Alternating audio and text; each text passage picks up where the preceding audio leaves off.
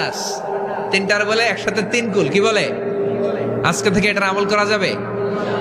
মা আয়েশা যখন অসুস্থ হতেন, বিশ্বনবীর কাছে যে বললেই বিশ্বনবী বলতেন, আয়েশা হাত দুইটার একসাথে করো, সূরা ফালাক পড়ো, ইখলাস পড়ো, নাস পড়ো, ফু দাও আর সারা দেহে মেসেজ করো। সুবহানাল্লাহ পড়েন। বিশ্বনবী একবার সেজদায় আছেন। কিসে আছেন? চিল্লা এখন। সেজদা অবস্থায় লাদাগাতহু আকরাব, একটা বিচ্ছু পোকা এসে বিশ্বনবীর হাতের মধ্যে কামড় দিয়েছে। বিচ্ছু কামড় দিলে খুব আরাম লাগে না? হ্যাঁ, বিষাক্ত, পয়জনাস, ভ্যানামাস। বিষ্ণুনবী ব্যথা পাচ্ছেন, প্রচন্ড ব্যথায় বিষ্ণুনবী অস্থির। বিষ্ণুনবী বললেন, লাআনাতুল্লাহি আলাল আকরাব, এই বিচ্ছুর উপর আল্লাহর লানত।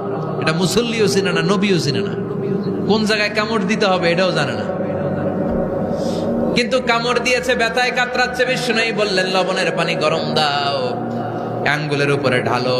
লবণের পানি গরম দিয়ে আঙ্গুলের উপরে ঢালতে